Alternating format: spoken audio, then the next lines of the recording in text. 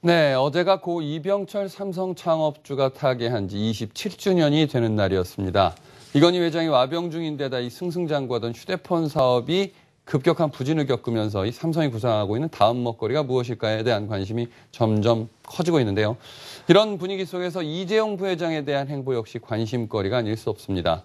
자세한 소식 이 산업팀 임원식 기자와 함께 짚어보도록 합니다. 임 기자, 먼저 이 올해 고전을 면치 못하는 스마트폰 사업부터 얘기를 해보죠. 삼성전자가 스마트폰 출시 모델을 지금보다 줄이겠다는 계획을 가지고 있다고요? 네, 그렇습니다. 이 스마트폰 모델 수를 이 기존보다 줄이고 대신 가격 경쟁력을 좀 더 강화하자. 이게 주된 요지인데요. 국내외 기관 투자가들과 이 증권사 애널리스트들을 대상으로 미국 뉴욕에서 투자 설명회를 가졌는데 이 자리에서 삼성전자는 내년 스마트폰 모델 수를 4분의 1에서 3분의 1가량 줄이겠다고 밝혔습니다. 어떤 모델을 얼마나 줄일 것인가에 대해서는 구체적인 얘기가 없었지만요. 중국 저가 제품들을 겨냥해서 일단 가격 경쟁력을 어느 정도 갖추겠다는 전략을 세운 것으로 풀이됩니다. 그럼에도 삼성은 이 중국 스마트폰 시장에서 열풍을 일으켰던 이 샤오미에 대해서는 회의적인 반응을 보였는데요. 샤오미가 어떻게 수익을 내는지 좀 미스터리하다. 또 이 중국 이외 지역에서도 지금과 같은 전략이 통할 수 있을지 의문이다. 이런 입장입니다. 네.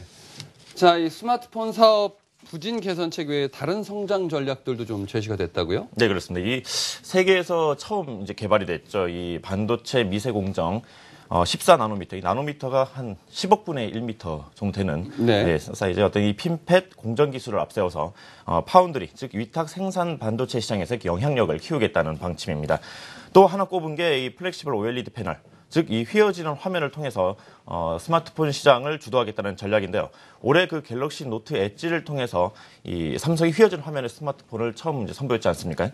아마도 내년 초에 공개될 스마트폰 이 갤럭시 S6에 이 휘어지는 화면이 확대 적용될 것으로 점쳐지고 있습니다. 네. 이와 함께 삼성은 이 벤처 M&A를 확대하겠다는 계획도 내놨는데요. 지난해 미국에서 문을 연 오픈 이노베이션 센터, 즉 이 OIC를 통해서 벤처들을 키우는 데 주력하는 동시에 또 이들 벤처들의 M&A에도 적극 나서겠다고 밝혔습니다. 네, 삼성의 이런 이 벤처 육성은 해외뿐만 아니라 국내에서도 좀 시작이 됐다고요? 네, 그렇습니다. 앞서 지난 9월이었죠. 이 삼성이 청년 창업과 어떤 벤처 붐을 조성하기 위해서 대구에 창조경제혁신센터를 만들었는데요.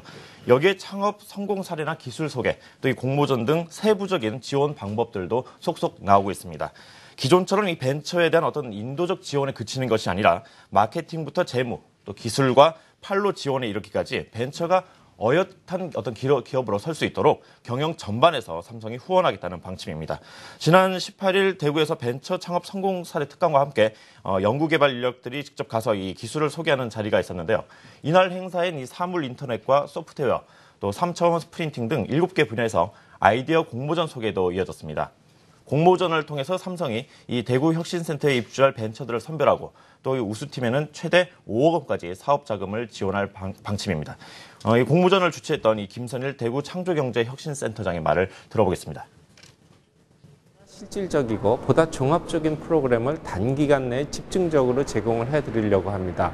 구체적으로 본다면은 기존에는 어떤 그 인큐베이팅 장소와 기본적인 지원금 정도가 다였다면은 저희들은 그거 외에도 전문적인 회계나 마케팅 또는 기술 지원 이런 것들을 삼성의 전문 멘토들과 저희들이 가지고